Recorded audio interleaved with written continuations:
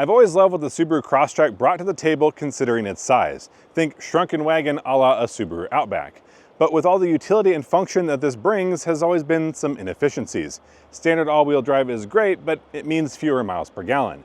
And in that category, there are a lot of vehicles that are very good at sipping fuel, even if they aren't as ultimately capable. But now there are a few more hybrids in this segment, and Subaru says we are not going to get left behind. They have put their own hybrid under the hood of this 2026 Subaru Crosstrek, and now there are basically no compromises. Everything you loved about the Crosstrek, but a little bit more power and certainly some fuel savings.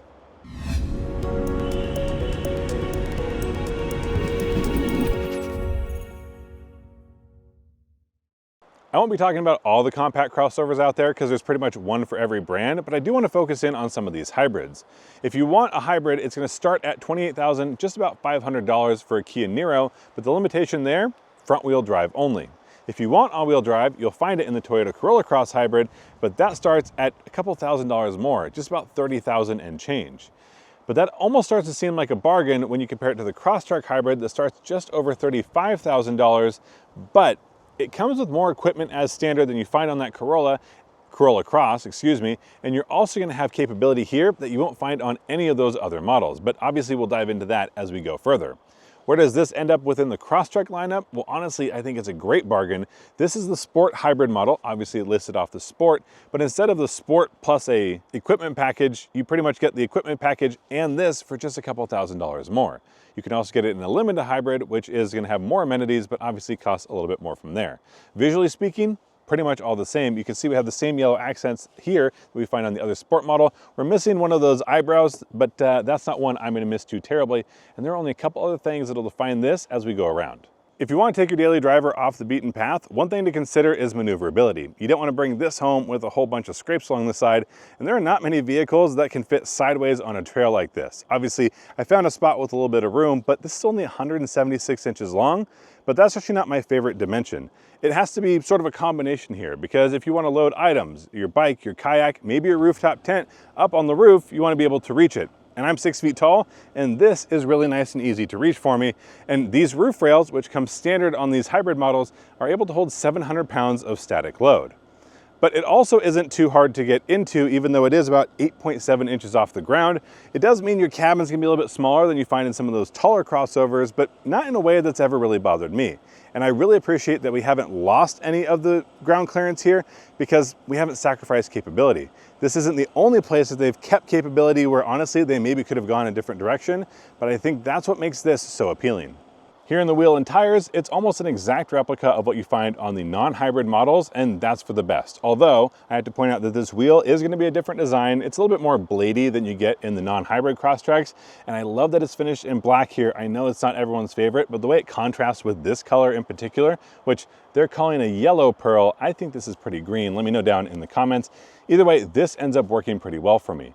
And the tire is an exact match. It's the same non-low rolling resistance, non-eco focus, 225/55 R18, and I think that's really for the best because nobody has to sacrifice what they should expect in the Crosstrek to get that better fuel economy. Those gains come from what happens under the hood, not being nitpicked throughout the rest of the vehicle. If you wanted more traction and to build your own hybrid wilderness, if you just know that if you do put some knobbier tires on here, you are going to see a significant hit, or at least a noticeable hit when it comes to the fuel economy.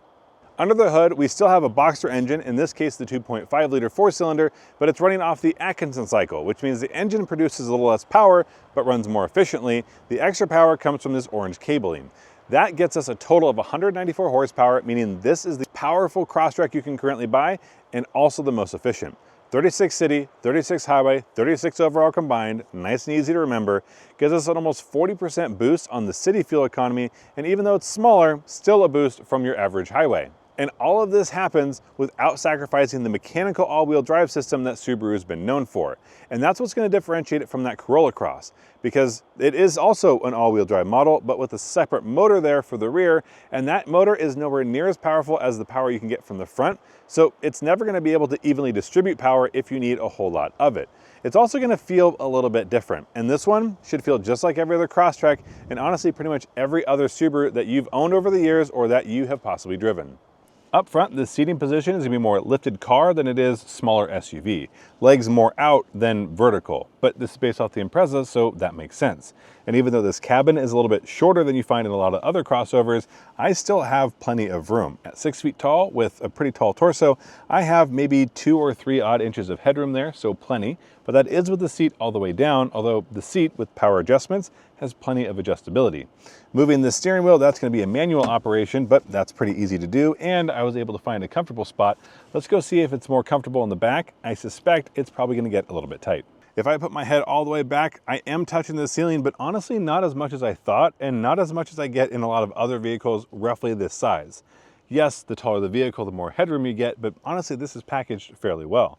And with myself sitting behind myself, I still have about 2 or so inches of legroom there, so honestly, not that bad. I wish there was a big glass roof, but that's probably another category up. If I slide over here to the passenger side with this seat set all the way in its furthest back position, well, honestly, it's not that much farther than I had my seat set. So I have maybe about an inch and a half of legroom, but this space ends up feeling pretty good. And you can see what I mean, maybe a little bit better about that headroom. If I'm forward at all, which is pretty easy to do, I have just enough room to fit. It's just when I lean all the way back that I run into a bit of an issue. But if you fold down the armrest and lean over, you're gonna be pretty good as far as the headroom. One thing we're going to be missing though is going to be rear ventilation. Nothing here found in the center console, nothing up in the pillars, and certainly nothing up in the ceiling. But I do have a USB-A and a USB-C port, so there is going to be still power for those in the back. Around back, you won't notice many changes, not just on the outside, but also on the inside. The hybrid badge is probably going to be the only one, but I do like the way, especially on the sport model here, that we get the black mixed in with the green, although the fact that this is shiny and this is matte is a little bit contradictory. There's a lot of matte black around here, although a little bit less on the side than we had in the non-hybrid model, but I digress. We still have the rear wiper, but here, no automatic lift gate. That's going to be a manual function, but behind here, this is where I'm most impressed.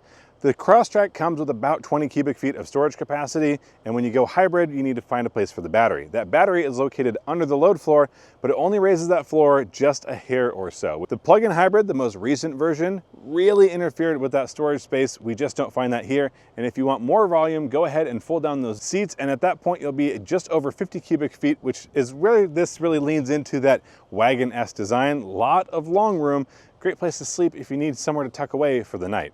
I mentioned that battery located under the floor. That's one of the only things that's really been moved around. We also got the ability to maintain the same size fuel tank on here, which means 16.6 gallons, which means this goes farther than just about everything else in this category without having to stop. And around town, probably not a big deal, but if you're going on an adventure, if you're going off-road, that's one less thing you have to worry about.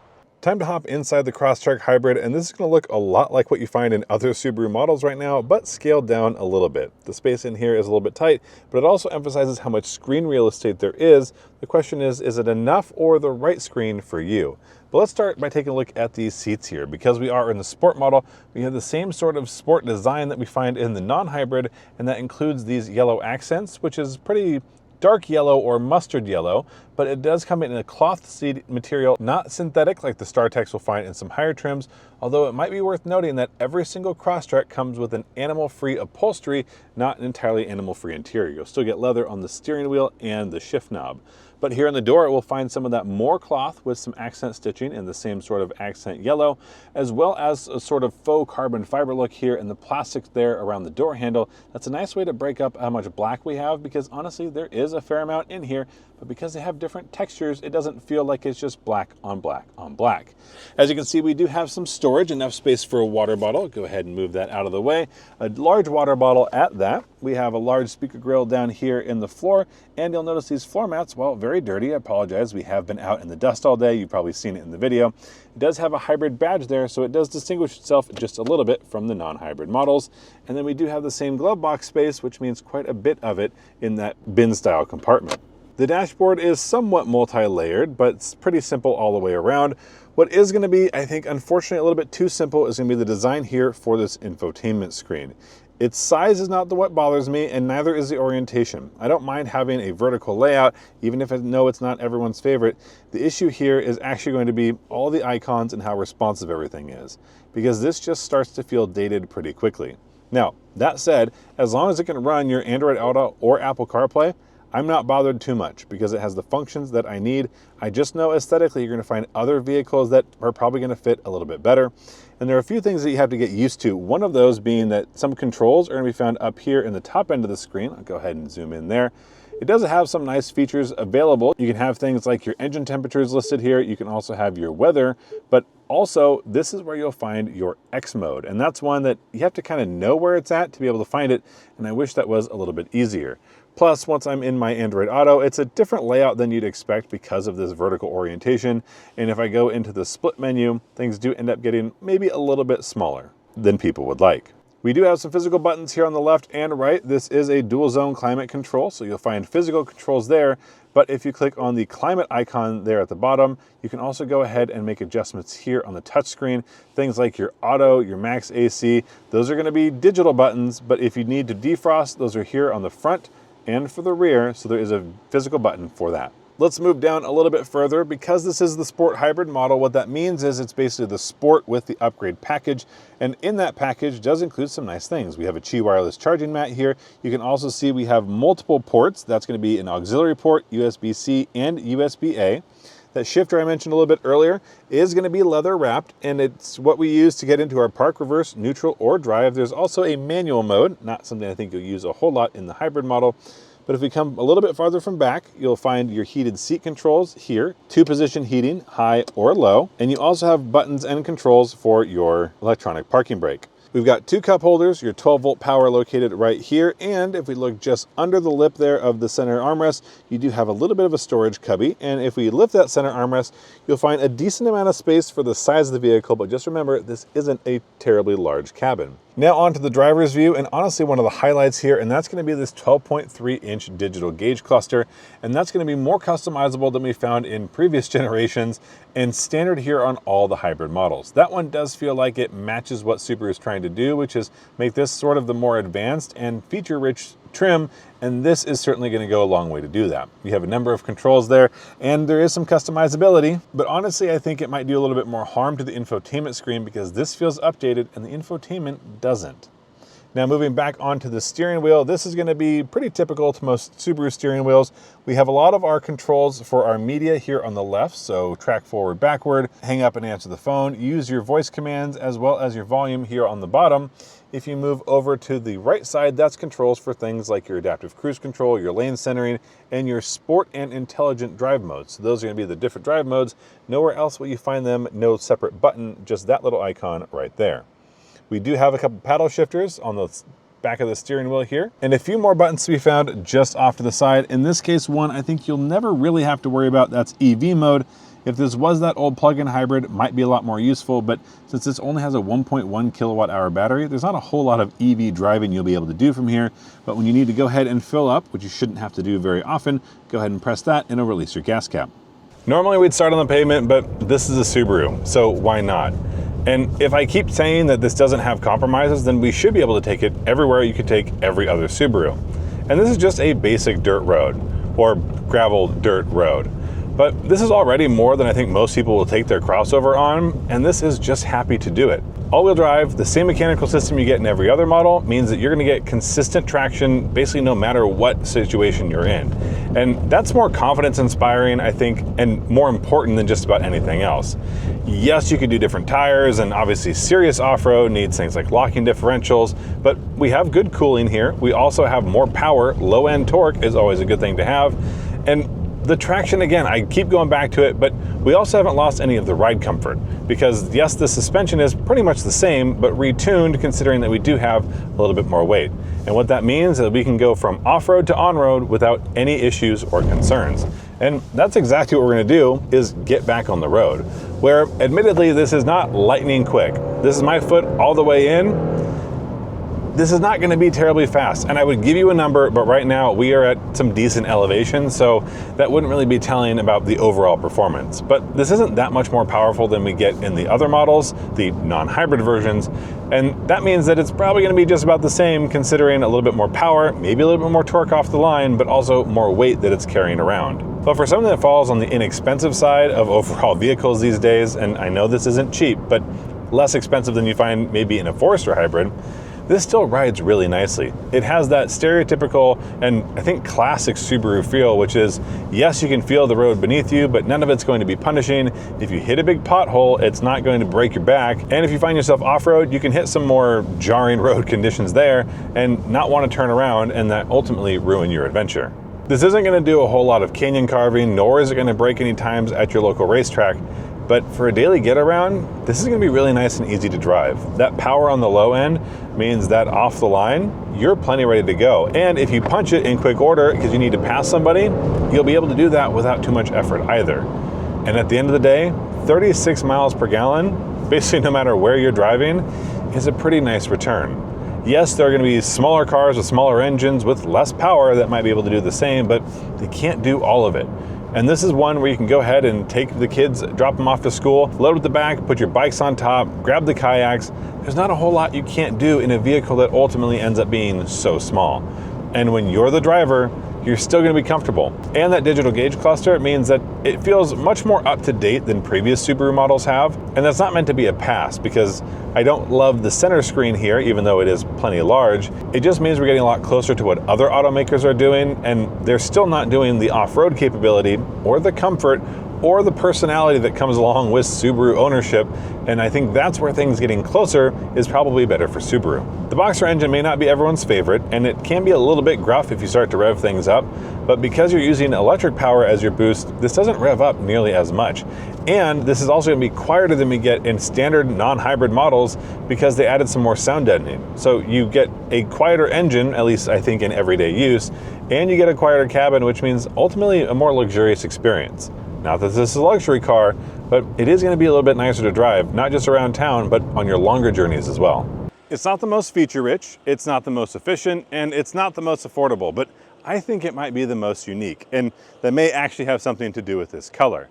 You don't really have to make many sacrifices with this Crosstrek, but you do end up paying for the lack of compromise. If you want a Crosstrek, it starts under $30,000, but if you want a hybrid model, that starts at $35,415, which is about $3,000 more for the Sport hybrid than the Sport from which it's based. Although remember, it does have more features, which basically was the outgoing upgrade package for a Sport model, and you also get the hybrid powertrain. If you want the limited hybrid, more feature loaded, that one comes in at $36,415, and honestly, not a bad bargain there, as long as this is what you want and it does what you need it to do, which is just about everything. There are other cars that might be more specifically capable, and they might be more efficient and they might have more space, but this is kind of the Swiss Army knife, the do-it-all. And while it has regular car compromises, it doesn't sacrifice anything to go hybrid from the non-hybrid, and you will absolutely save money if you do a lot of around town driving within your average ownership cycle just by going with the hybrid. So more power and saving a few bucks, certainly not a bad thing in my book. But let me know what you think down in the comments below. And is a hybrid the way you want to go? Do you want to spend the extra money on an already pretty affordable car category, or is it just at this point not worth it? You should maybe get something a little bit bigger. Let me know your thoughts. Until next time, I'll see you down the road.